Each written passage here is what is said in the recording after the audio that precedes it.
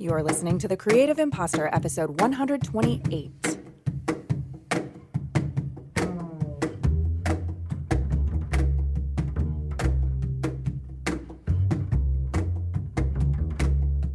Welcome to The Creative Imposter, where we explore the intersection between identity and creativity, who we are and what we make. I'm your guide on this trek, Andrea Klunder, and we are nearing the final ascent in our winter, at least in my part of the world, series on Not Your Typical Self-Care. Today, I have with me the incredible Mason Payne, one of my dear yoga pals from the Chicago scene, although he has recently relocated to the middle of nowhere. And we are talking about what else? Yoga. Wait. Do not skip to the next episode in your playlist, because Mason is so much more than just a yogi, and we are talking about so much more than yoga.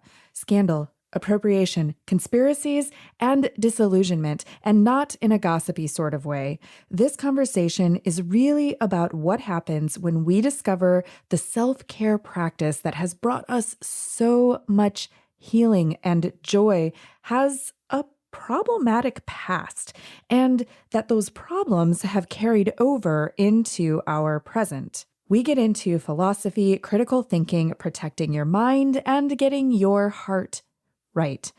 I myself have had many struggles in this department, specifically with yoga, including feeling like an imposter while singing and chanting mantras, something that I love to do so much, that have come from religious traditions and cultures that I lay absolutely no claim to. And Mason was my top number one person that I wanted to have this particular conversation with, because I've watched his practice shift and grow over the years, from brand spanking new Hatha Vinyasa yoga teacher to Kundalini'd up with white turban, spiritual name and all, to Gong resonance practitioner and back. I've seen him lead Gong meditations to a packed house at Satnam Yoga Chicago, the studio where we have both practiced and taught. I've observed the way he considers everything so deeply and pours himself into study and practice. I've watched the way he navigates sticky conversations about topics such as conspiracy theories and racism and, yes, scandal in the Kundalini yoga community, in the worst of all places to do so, on Facebook. There's a lot that I want to share with you about my own tumultuous relationship with yoga, but I decided to set that aside for now because I really want to get to Mason. So about midway through our conversation, we'll take a stretch break and I'll tell you how you can hear more of my story. There is, however, one thing I do want to share with you before we flow on into our session, and that is a review from Apple Podcasts. Well, not from Apple Podcasts, for The Creative Imposter on Apple Podcasts. Victoria, 19, calls this show awesome advice from some of the coolest creatives. I'm so happy I stumbled on this show hosted by Andrea. Her and her guests talk about such relevant topics that help so many creatives and creative entrepreneurs. I especially loved her episode on productivity and self-care, which is helping me think about finding a new group of peers based on this stage of my business. Amazing. Thank you, Victoria, 19. If you are listening right now, I super appreciate your words and you taking the time to write this. Reviews like this one help increase my podcast street cred for booking those cool guests and getting onto other podcasts, something I really want to do more of this year. So if you, dear listener, happen to have a show of your own and would like to invite me as a guest, reach out. Andrea at thecreativeimposter.com. Or if you love and value and treasure The Creative Imposter, consider penning your own review. Visit thecreativeimposter.com/review to see how in Apple Podcasts or on Podchaser. One last thing before you meet Mason. This conversation was recorded in October 2020, before the US elections. Yep, that's relevant here too. Wherever you are on your healing journey, I hope you find this conversation helpful. I actually just heard this great phrase today. So I had a recording session just before you and I connected for a client's show. And somebody mentioned this term blurs day. Today feels like a blurs day. And I think that it is a term that has been coined during pandemic times to describe a day in which you're not even sure what day it is. Why are things happening like this? It's like blowing by. I don't know what's going on. It kind of feels like a blur's day. Well, I'm happy to connect with you and maybe just, be in that blur together. See what we can find within it. I know that you have a variety of different interests and practices within the healing space. Give us a little overview of what does the spiritual, healing, health, and wellness world of Mason Payne look like these days? I feel like it's constantly evolving and refining with my own spiritual process and my own development. What I'm discovering works for myself the best at any given time, sharing from those places of just experiential knowing.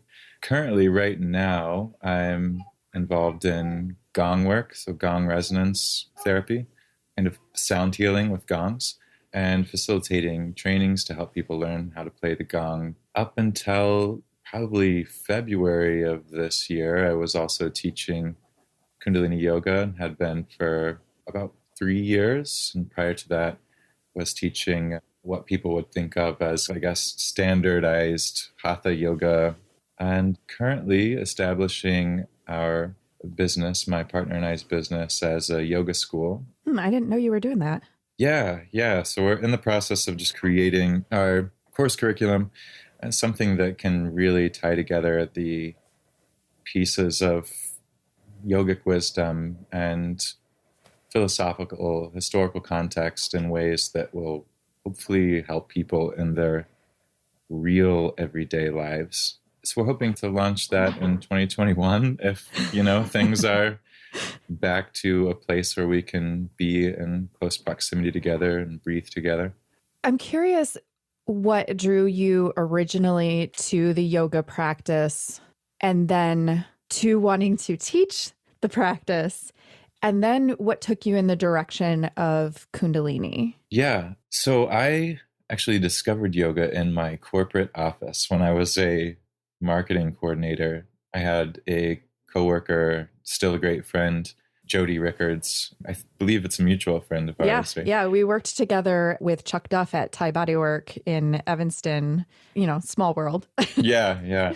So she was a yoga teacher and a yoga teacher trainer and was working in the finance department there. And it was a cool startup with, one of those startup sort of cultures. And she floated the idea that we start doing yoga every Tuesday and Thursday just to get people out of their seats and their blood circulating and hopefully create more productivity and all of that good stuff that comes along with getting out of your chair for a little while and moving around. Corporate yoga and meditation programs are always somehow related to making your workers more productive. Exactly. That's just, you have to find the imperial and capitalistic way to justify bringing yoga into a corporate workplace. And Jody kept pulling me along, like, if you like this, come to a class, come to Beatles yoga, do something that's accessible. And I was like, okay, I'll go to that. That's an easy entry, I suppose. And during that time, my mom was diagnosed with cancer for the second time, was told that she had about a 5% chance to survive that cancer without aggressive treatments that she didn't want to do. I was in the room with her when she got that news and just had this internal reaction that alerted me that I wasn't ready to deal with that. Well, in a way that would still allow me to be present with that process and serve her through it, I guess, and just really take in the greater context of the cycle of life that we're all going through. And try to deny. Yeah, and try to deny it. So I found that the yoga practice was a really healthy way to stay rooted in my body during that time, to feel through my emotions and complex navigation of thoughts. It provided a space to literally move through it, and that movement creates clarity. And being better able to accept the reality that we're sharing and be more of a participant in the reality that we're creating.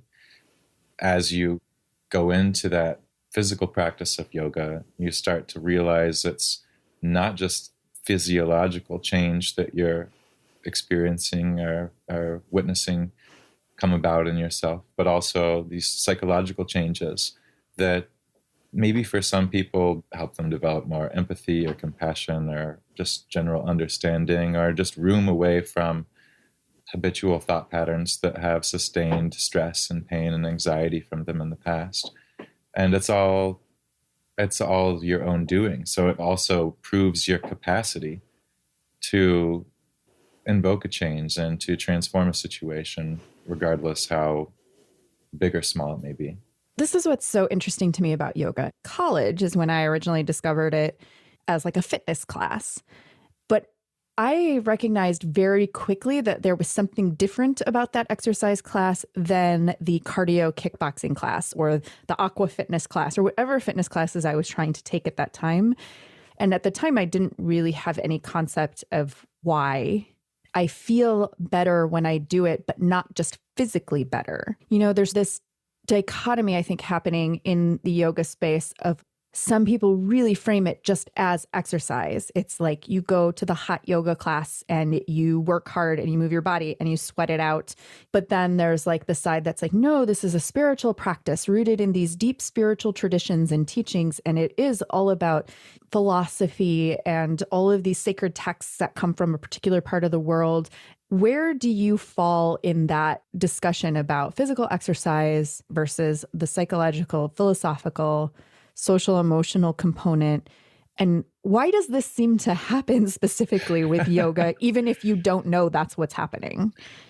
Yeah, that's such a great question. As far as I stand on sort of the many ways to yoga, I guess you could call it, is that it's all allowed, right? If what's working for you is the hot yoga that is more of just a endorphin releasing exercise in your body type of practice, then I would really encourage people to stay with what works. And I think that sometimes that there's even a sort of a natural path that opens to some of those folks who do start out in a very sort of exercise minded intention of starting to practice yoga, whether that be like getting in shape or just feeling into their body or having something that's different than going to the gym, that sort of opens them up to the other aspects of yoga, the deeper aspects of yoga, because feeling good in one's body and, you know, feeling good being yourself is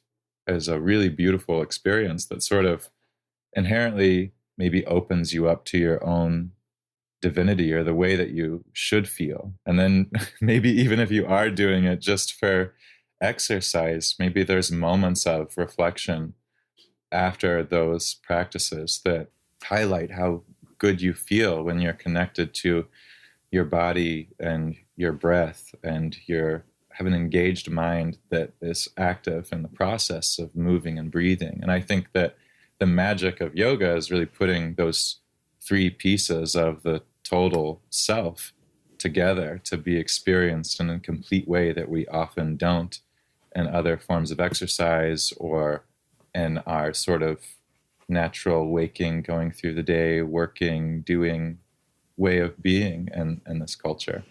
And so as far as the deeper aspects of yoga go, I don't even want to say deeper, just the other aspects. Maybe it's just deepening your connection to even oneself, to even your body, which is a really beautiful thing that we're so separate from in so many different ways through societal stigma and othering and ideal images that are shown to us in marketing and advertising, even what a yoga body looks like.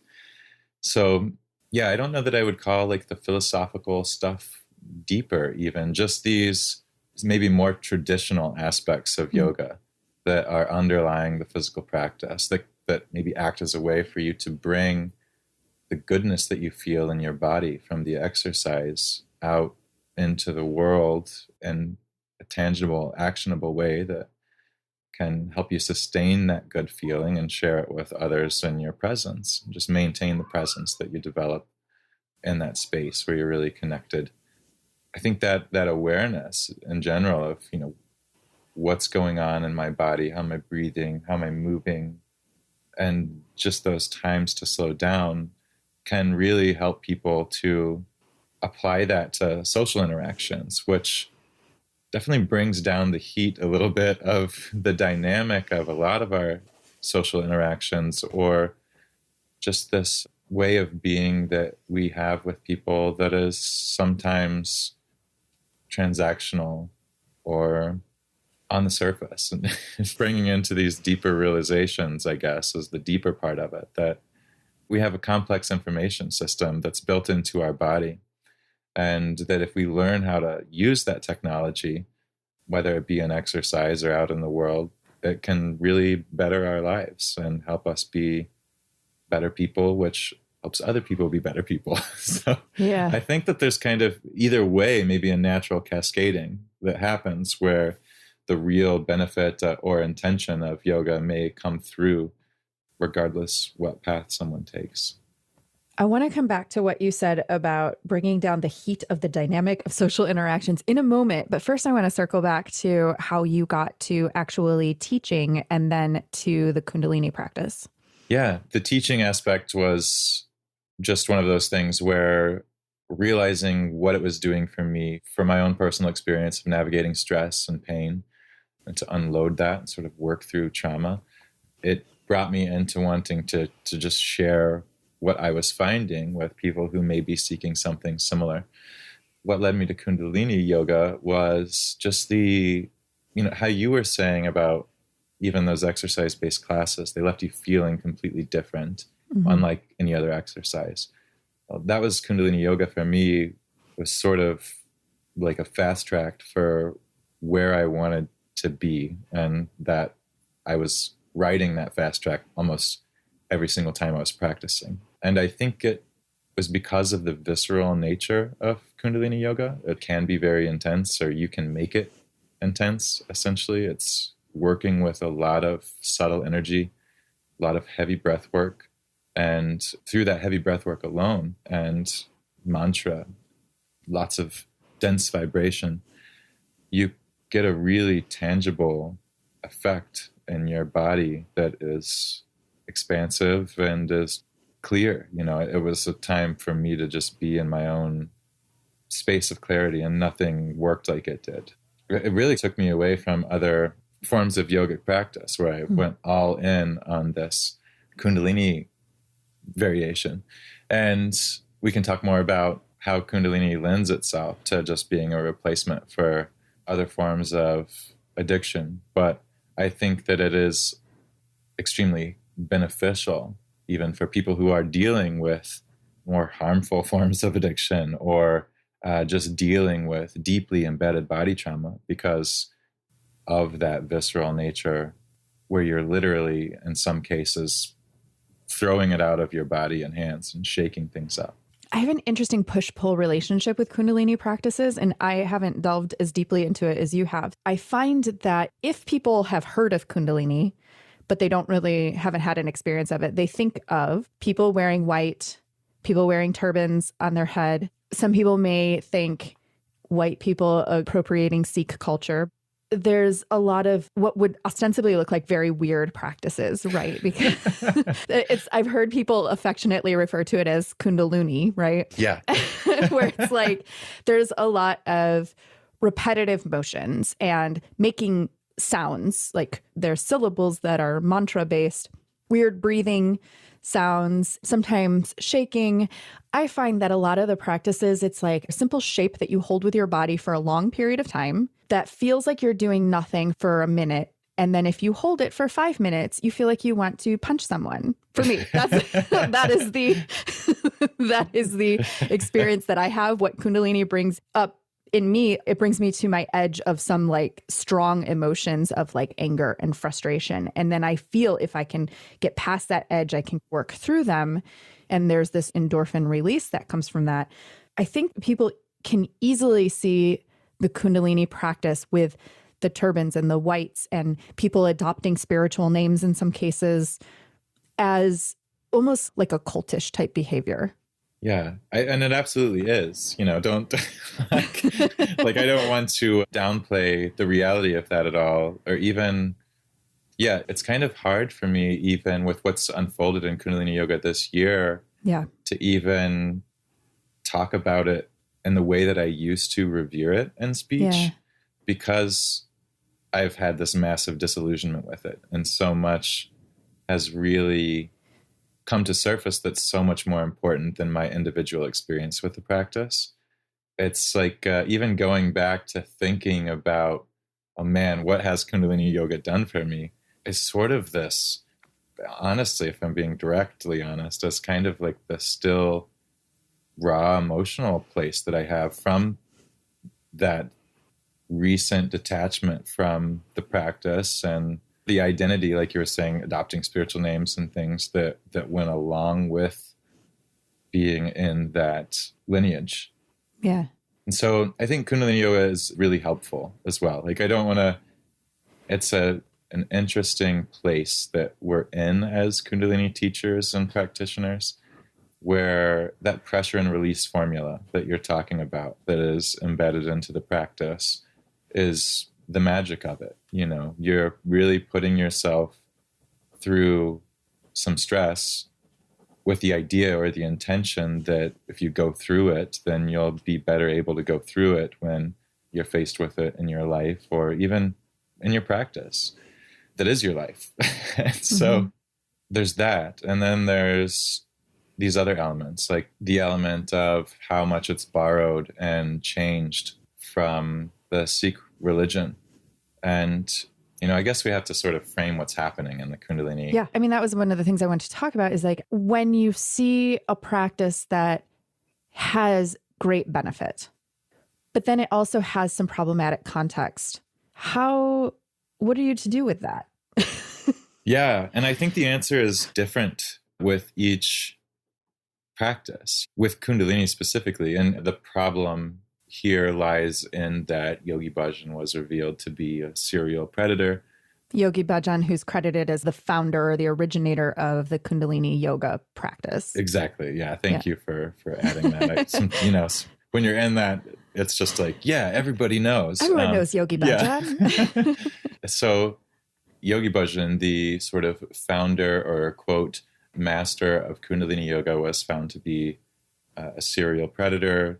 There's over 25 or so sexual assault abuses that are absolutely heinous, along with stories of child abuse and family separation tactics that were also extremely, I can imagine, traumatic for the members of the community that had to endure that. And I'm sure it's been repeatedly traumatic for them to see this practice and his image continued to be glorified for over 50 years now. Through images, through mantras, through celebrations. Yeah. Every year, all these Kundalini studios have Yogi Bhajan birthday celebrations. And there is an idolization there that is related to cult-like personalities and communities. And I think when you are caught up in it, from personal experience, I can speak to this. Like when you're caught up in it, I've called it spiritual naivety in a way. Like your experience is the most present thing in your mind. So even though all these allegations have been available to read for 50 years, didn't take a book to out them. They've been out there for people who've wanted to read them and believe them. Even though the Tat Khalsas, the Sikhs of the East, have had issue with how Sikhism has been mixed and mashed with Hinduism and other yogic practices that were never supposed to be a part of Sikh practice or are not described in the Living Guru, the Siddhi Granth Sahib, the Sikh religious text. All of those things have been available for us to discover even when we were starting our practice, and our curiosity could have lent itself to really considering those truths instead of placing in front of them the truth of our own individual experience. And Yogi Bhajan kind of made up so much of it that it's hard to say, like, okay, we can just remove him from the head of this organization and practice and just continue on the way that things have always been. Because there are really problematic things within the practice that sustain patriarchy and that sustain this perception of different levels of spiritual superiority or consciousness. Like even how teachers in Kundalini sit on a literal pedestal on a stage above the people who are practicing, and how the white and the dress that's incorporated is religious asceticism at its most true definition.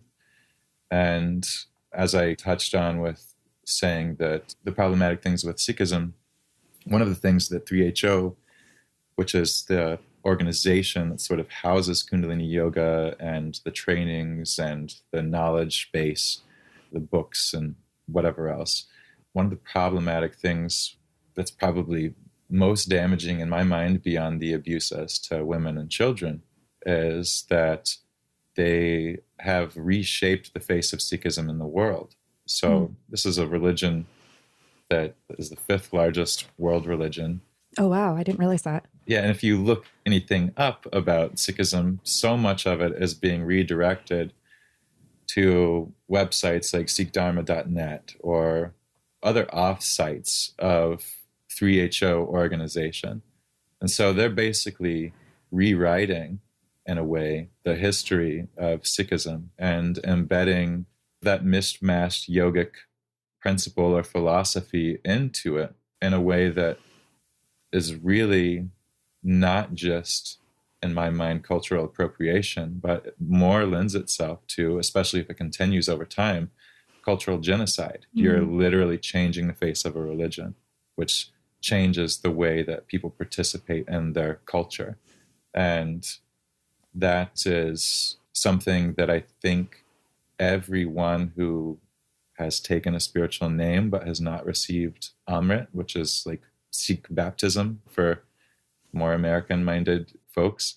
So everyone who's taken a spiritual name that hasn't received Amrit, everyone who wears the religious asceticism garb and the turbans, the 5 Ks of Sikhism, without really representing those principles and those deeper elements of those faith systems within their life, is perpetuating that. And it may be unconsciously, may have been unconsciously, but now I think this is too wide out in the open for us to not reconcile those things. Just to give some context too, it is specific to Kundalini yoga. And also, it's not exclusive to Kundalini yoga. One of the yogic practices that I have really found such great benefit from is mantra practice and kirtan, which was introduced to me through the lens of yoga as, we do yoga class in the studio. And then sometimes we have these concerts, which I have to say, the first time I ever went to a kirtan, when I didn't know what it was, I was like, this is weird. I don't like this. I don't know what these people are singing. I don't understand what's going on. I don't know what this Om Namah Shivaya is. Like, I really viscerally did not. I was like, whoa, no, this is weird. I don't want to do this. I want no part of this. And then I started to kind of understand it. And there was one particular experience, which we're not going to get into at this time, that I had where it like clicked suddenly. And I was like, oh, this is what this mantra chanting, musical repetition of these names, which come from not yoga, they come from Hinduism. They come from a particular spiritual practice. And I have studied these mantras, but I am not Hindu. I have not grown up in that tradition. I have not lived the experience of somebody who is immersed in this type of belief system. And so for me as a white person to be playing a harmonium, which, if you want to get like really deep, so harmonium is thought of as an traditional Indian instrument, but did not originate in India. It was brought to India by English missionaries. So we have layer upon layer of like influence and like problematic kind of structures around that. And I've really been struggling with, how do I participate in and share this practice of mantra, which I have had great personal experience with, and which I feel like I understand on this very small infinitesimal level, which is part of a culture that does not belong to me. Yeah.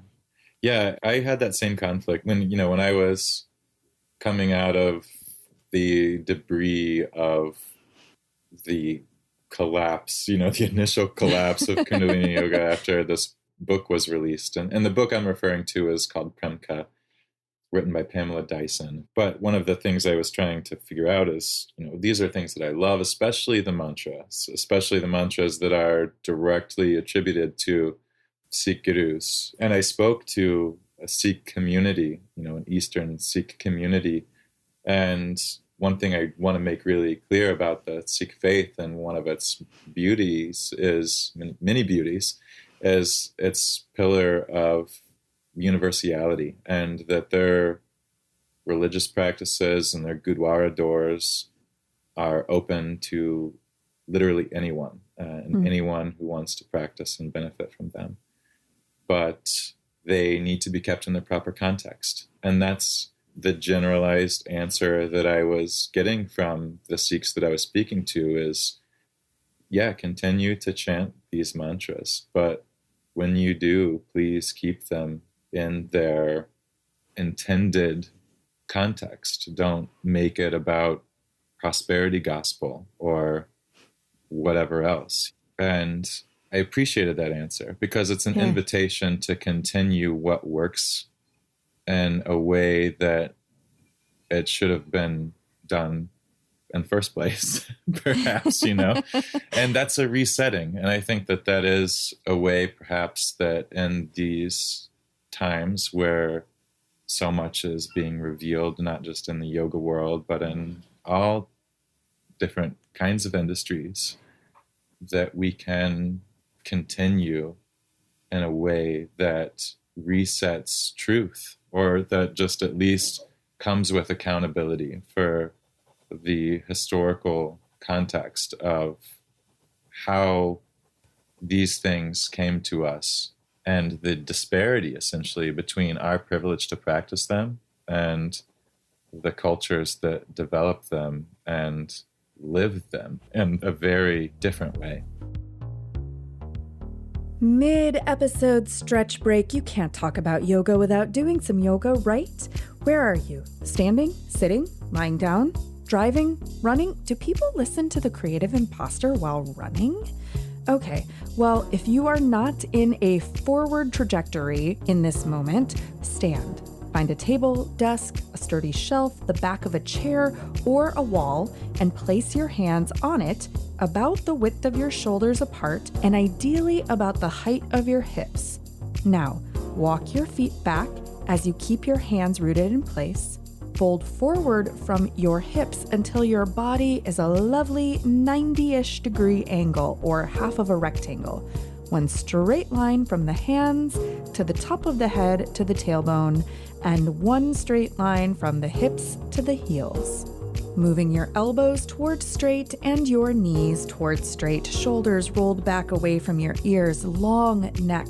Now stretch your tailbone back away from your hands, melt your heart toward the floor, and breathe into the space between your shoulder blades.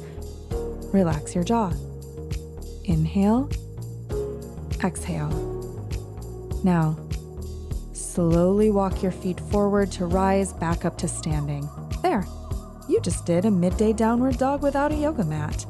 Now, I mentioned in the intro that I wanted to tell you about my sordid history with yoga, but didn't want to clutter this episode. So, I'm recording something personal for you over in my private Craft and Culture podcast feed on Patreon. You can hear this story and more when you become a monthly contributor to The Creative Imposter at the level of your choosing. $3, $9, or $27 per month. To learn how and get exclusive access, visit thecreativeimposter.com/bonus, linked in the show notes in the episode description in your listening app. With the time that we have left, let's shift a little bit the conversation to what is happening in this current moment socially in the world. And as I mentioned to you, this is weird because we're recording this conversation right before this election that's about to happen. And the episode is actually going to come out after the fact. So who knows what world we are living in at the time that we are now listening to this versus the time that Mason and I are talking about this. But socially in the world, besides the election, the political, there's also a lot happening in the United States, specifically around racial justice. And then there's the pandemic and there's COVID. And I having some difficulty in the yoga community and the spiritual community with some very divisive beliefs happening. And I feel like a resistance to critical thinking. Yeah, it's really disheartening, honestly. I feel like I am watching the devolution of our community in real time in many ways. So there are two levels of conspiracy, I would say. There's like the conspiracy that pushes the balances of power and may illumine more dark intentions or abuses of those powers, like COINTELPRO in the 1960s and 70s, this fully infiltrated FBI attempt to thwart anti-capitalist and pro-Black movements. That's a conspiracy, you could say, that brought to light a lot of truth and that creates sort of mistrust in our political structures and the people who enforce the laws. And that's only gotten worse since then.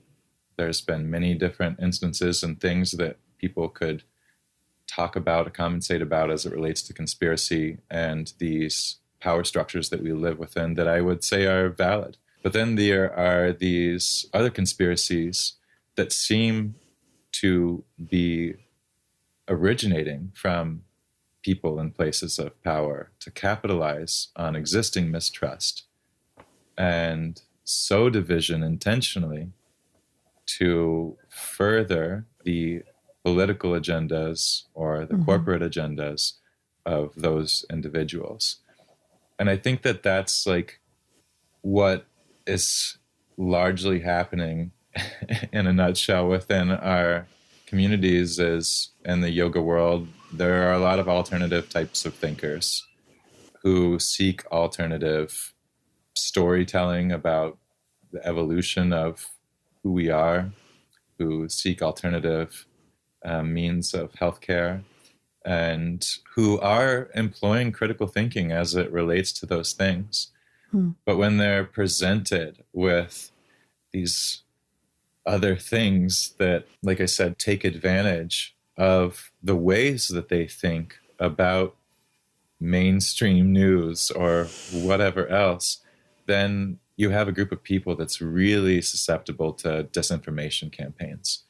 And I think we are seeing just how effective some of these disinformation campaigns are at really speaking to the dark points of our society that probably do need attention, child trafficking, et cetera, but it's not like these things exist on party lines. It's not like these things have an identifiable solution that is Donald Trump or Joe Biden. It's being reduced in ways that just serve and facilitate power. And that to me is the real upsetting thing, is that people who sort of claim to be so on to truth and who really have influence in their communities, you know, and with their student bodies, sharing verifiably false information that is creating disunity, it's creating disharmony, and it's also perpetuating the harm of this current administration, not to get too political, but yeah, the harm that's being done to the planet and the harm that's being done to women and children and even just regular middle-class families and farmers. So there's this one conspiracy, like the, what I was talking about, the COINTELPRO type stuff, the things that are healthy to question, that may bring us into deeper truths that help us transform our society in ways that we're all more equally served and have more equity. And then these ones that are just ridiculous, to sum it up, that like one of those I don't even feel a need to engage with. And Right. And that's the ones that, to me, honestly, it's the ones that have traction that in reality. The ones that I feel I have to engage with now are the ones that are not rooted in reality, that like the QAnon stuff, and that Trump is the grace of God here to solve our most preeminent moral challenge in the world, of ending human trafficking.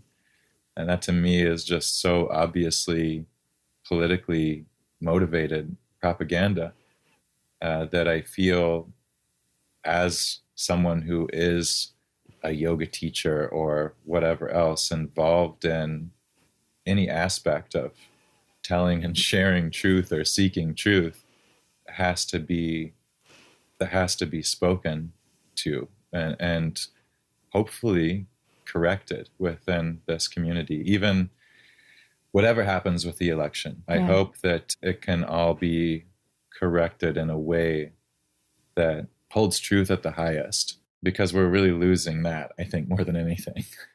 Yeah. And I think in terms of this idea of self-care, I know my experience throughout this entire pandemic has been, there are times when I actually feel I had this conscious awareness, probably for the first time ever, that I need to protect my mind. It is my responsibility in this moment to protect my mind, because I felt that even early on, so much information was coming. And then around the George Floyd protests, I found myself turning to Twitter, which I never, ever, ever do. But I felt that I could not get the full story from news media. And I was not comfortable leaving my house due to pandemic to participate in anything that was going on. So I couldn't see it from my own eyes. And so I found myself on Twitter looking for like real-time updates and having the realization of, oh, this is false. This is not true. This is a photo that's being shared by multiple accounts on Twitter who couldn't all have the same photo. So obviously this is a plant. And I felt my brain being like, real, not real, true, not true. And I was consciously having to sort that out for myself. And, seeing all of the stuff about 5G being like the real pandemic and pushing mind control, and Bill Gates orchestrating vaccine, like microchipping us through this COVID vaccine, that part of me was like, obviously that's not true. And then part of me was like, well, I wouldn't be surprised if it was true at this point. Yeah. I felt myself being like worn down by this constant narrative. I'm curious what you have for listeners who feel caught between these things, not sure what information is coming as accurate, or not sure what to believe, or not sure who to trust or who to follow. Yeah. The most important things right now, some of the most important work that we can get into right now is really developing discernment and building intuition. I think of intuition a lot of times as like an air traffic controller for information and thoughts that are coming into your space. And so with discernment, we can read between the lines of what's being shared and maybe take out morsels of truth from some of these modern myths or conspiracies that are being shared. Like, oh yeah, Bill Gates probably isn't, it's evil, but I wouldn't say that the pharmaceutical industry is not. So it's just, what's the true greater picture, and how is that larger picture being shrouded by intentionally divisive influx of information?